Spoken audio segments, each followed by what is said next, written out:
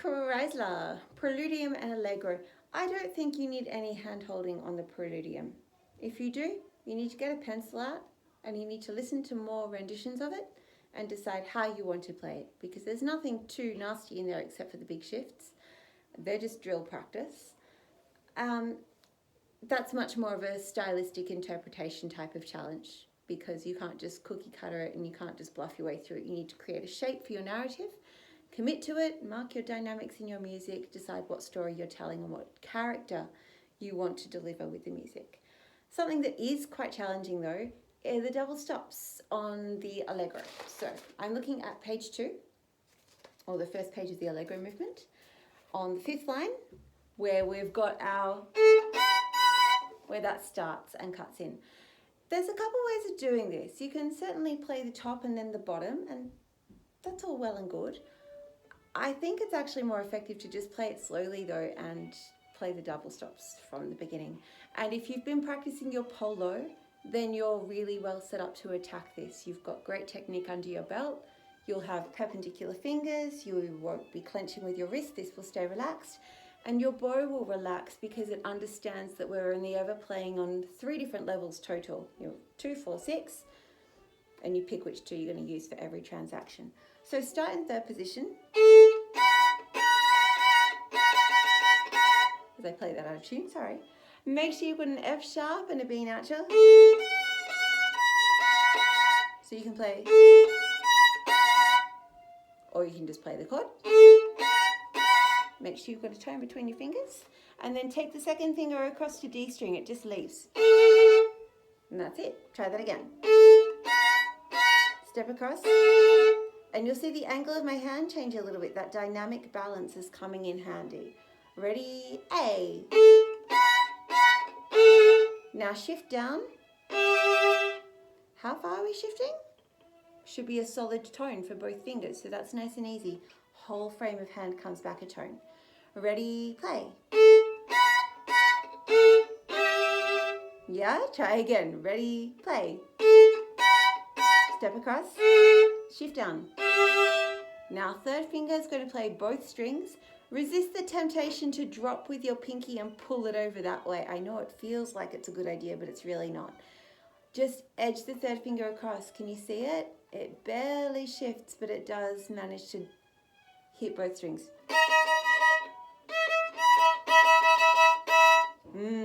I don't like playing 5ths at all. I find it really uncomfortable, but you've got to establish the angle for your finger. It almost feels like you're playing the fingerboard in between the strings. So the focal point of my finger is maybe 2/3 towards the A string and 1/3 towards the E string, because the E string requires less tension to hit the fingerboard with. It does just take practice, so don't worry about it sounding bad a few times. Pay attention to its sound resolving and persevere with it. Try from the open A beginning. Ready, play. Step across, shift down, 3, go back, shift down. Oh, now that shift is a 3rd finger coming back a tone, but 2nd finger coming back a semitone. So I feel like my 2nd finger is a little heavier. There's my dynamic balance, heavier towards the 2nd finger. When I come back from here to here, make sure the fingers converge and change the interval that they're playing. From the A again, ready, play. Go across, shift.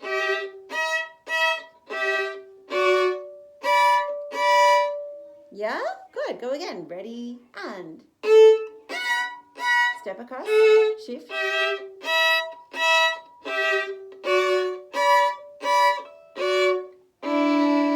Oh, hello, left elbow. I have a short 4th finger, so I need to really roll my left elbow through. I don't think I've ever met anyone who could do it without their elbow moving at all. So have your shoulder relaxed and ready to pivot.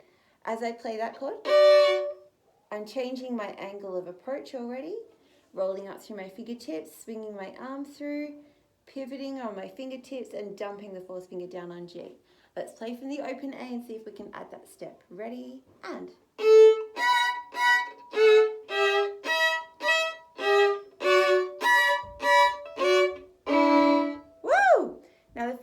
goes right on its tip. I'm almost playing like on the fingernail side. Where can I get that? Okay, I've come over further than I would usually, so that in a second I can do this. I kind of open my hand up and bring it back onto the A string. So I'm changing my center of balance again. Just like transferring your weight from one foot to the other. Think of that same feeling. Try this. So it's the second bar of the chords. Yep, and get your elbow to help you because you don't have to keep the fourth finger. You don't have to keep it perfectly centered on the string. You can let it flatten a little bit. You want to keep it there so you can go back for it, because the speed this really goes up, you want to hold your fingers down. So please don't release it, because you're only going to have to dump it back and you don't have time for that. Leave it there. Just roll a little bit to get the first finger to transfer its weight nicely. Yeah, again, ready, play. Yeah, cool. Go back to the start of the double stops again at the open A. Ready, and. Sorry, I botched my note. Ready, and.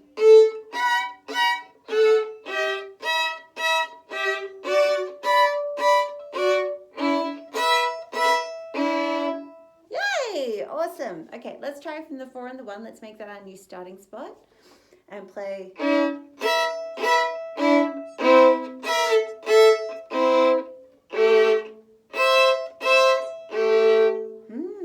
Nasty, right? Only nasty because it's got notes on G. We can read those quickly and accurately, so we're fine. Get the 4 and the 1 set up. Make sure your pinky is curving across all of the strings and not hitting them.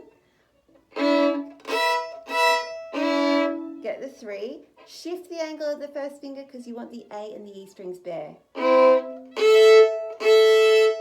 Yeah?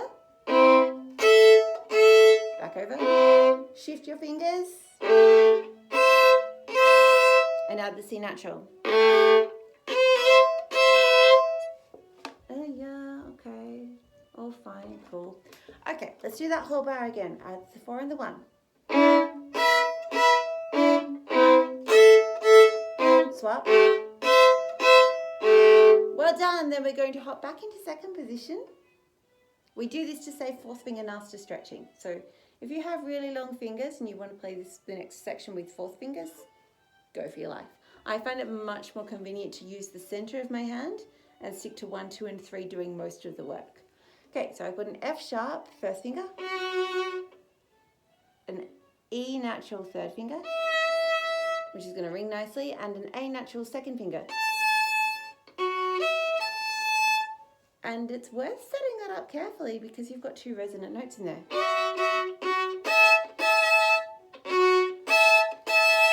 Yeah, set your F sharp again in second position. The 3 on A string for an E natural. The 2 on E string for an A natural. From the F sharp. Now I'll bring the second finger across and snuggle it next to first. And let it hit both strings. And take the first finger back a half step for a C natural. Oh, nasty. Oh, discord. So let's try that bar again, starting from the F sharp, second position, first finger on D string. 3, 2. 1 and 2. 1 and D. Yeah, and then we're going to dump across to the G again, so be ready with your elbow.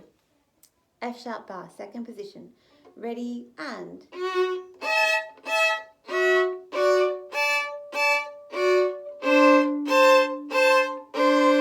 Happy days! Let's see if we can stick all 3 bars together that we've worked on so far.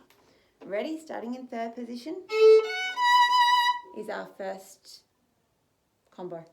Ready, and.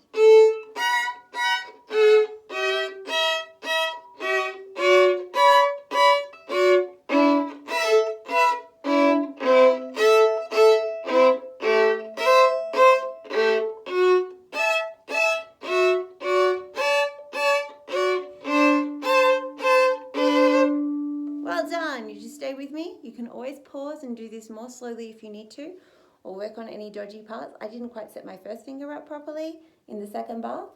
Sorry about that note. Let's look at the next bar. Line 5, still in second position, using first finger to play a B, using third finger to play an A. I'm good at rings, thank goodness for that. And second finger for a D. So we've got, yeah, first finger on G is your B, 3, 2. Ready? Try. Now we need to change fingers. Second finger is going to hop across to the D string and relax into both strings. And now shift down a semitone to the F sharp. Ooh. Well done. Let's play that first bar again. It's got a shift from second to first in it. Ready and. Ooh. Ready and. Oh, I'm still off. Sorry. Oh, you know what happened? I forgot to bring my elbow through.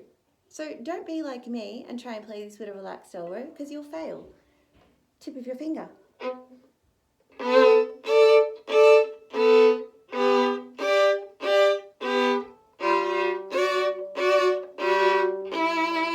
And again, looking out for the F sharp that we shift to on the D string. Ready and.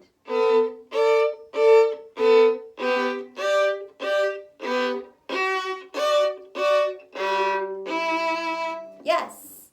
Do you think we could add it on? You can pause and practice it a few more times if you need to. Let's play the first 4 bars of the chords now. Ready? From the A.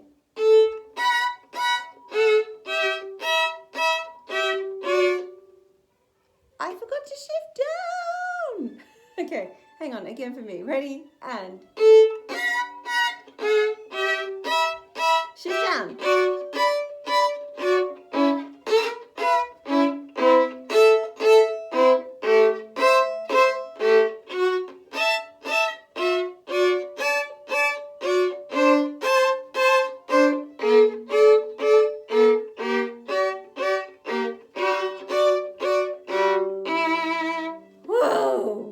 Okay, I need to remember to breathe. I think I'm holding my breath as I try and play all of that. It's a disaster.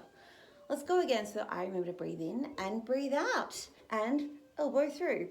Ready and. Shift.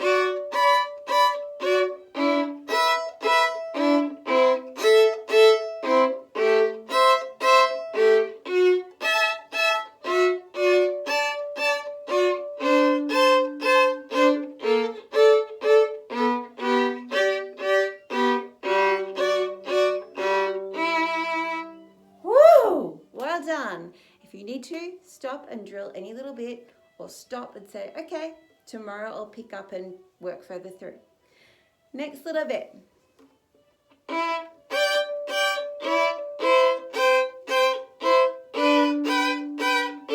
Doesn't that feel nice and easy working on the front side of the violin with your 2s and 3s and 1s?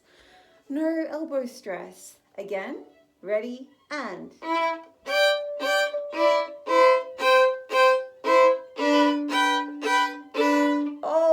Here's our famous pivot. We're repeating what we already did. Swap your fingers. C natural.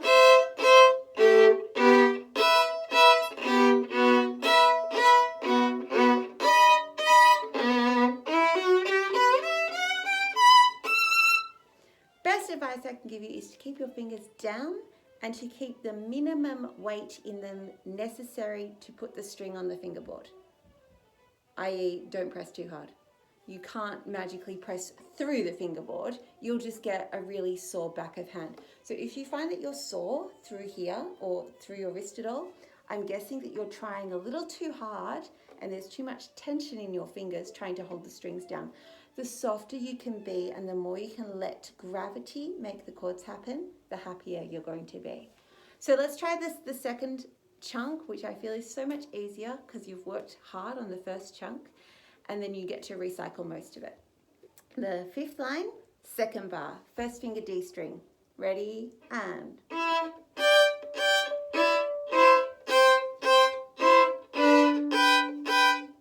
cross and pivot,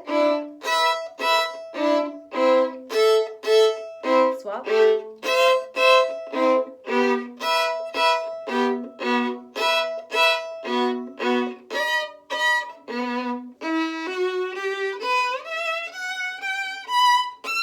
because we're working in slow motion. So you can hear that that's going to take slow, gradual practice. I advise getting a metronome out so that once you feel comfortable with all the shifts, you gradually tick it up through speed. And it's a long-term project. You won't learn it in a week. You might not learn it in a fortnight. But you can also get this out and play these 2 lines without playing the rest of the piece. You treat it as a long-term project. And while you're working on those chords, not a bad idea, regardless of whether you've learnt the rest of the Allegro or not, to turn the page and take a look at the last 5, 6 lines. I can't count. Last 5 lines. A little bit like the end of La Folia, we're saving the best to last. And the best way to have a strong, confident ending is to learn it first. If you learn it last, it's always going to be the weakest link. If you learn it first, it will automatically clock up the most practice, and it will be a strong, yeah, I've got this, instead of, oh crap, this is the part I just learnt. Okay, because it will always be younger than the rest of the piece in your fingers. I think it's good here to sort out your bowing. There's a few different versions of this floating around, and you need to pick a style and then commit to learning it in that style. By all means, be flexible and learn it both ways, but find out what works for you and establish what you're aiming for first and work to beat or to match that goal, and then worry about learning it the other way. This feeling of this, we've done this before in Book 8 plenty of times. Not a bad idea to fumble your bow because you're holding it so softly. Thanks, Maya. To put your bow on the back of the bridge and get this feeling working. Okay, so my fingers are what's moving the bow. My right arm isn't even twitching. That's just my fingers. Okay, and then put them out on the string and get the same feeling. I'm rocking a little bit. I have a tendency here to grab my bow a bit too tight, so I think when I practice it, I have a tendency to go too loose because I'm trying so hard to be loose. And then, yeah, the right arm just kind of picks up the slack, but it's really not moving to anywhere the same degree as my bow. Okay, then this feeling of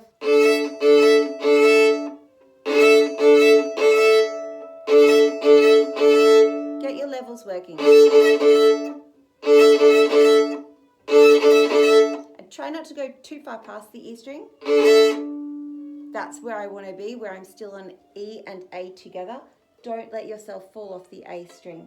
Only 2 levels are involved. And later on you get, oh, that's better. Make sure that when you set your bow on G and D that the force is going down to the floor. And my elbow's quite low. I'm not playing G up here like we would often. I'm sinking weight into my shoulder and into my elbow and letting it be floppy. You'll get a much richer tone because you're letting it happen, like plucking the string, instead of forcing it to happen and pressuring it out of the violin. Now, all of these chords are recycled from what you've already done. The best advice I can give you is to be flexible in your left shoulder so that things like aren't a problem. You can get your 4th finger to bridge easily. That's about it. I would stay mostly at the heel of the bow for all of your retakes. Come up a little bit for your semiquavers. And for goodness sake, mark the shifting for yourself. Highlight it if you need to and practice in. I think you should definitely just try and learn the whole last 4 lines as like one big chunk. No, don't be ridiculous.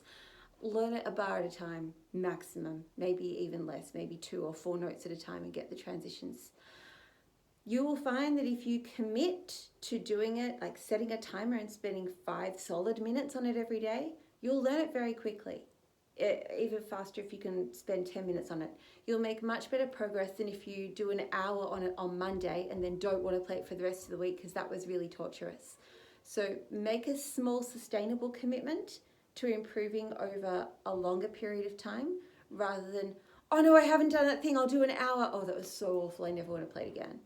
Because that really won't get you anywhere. Good luck.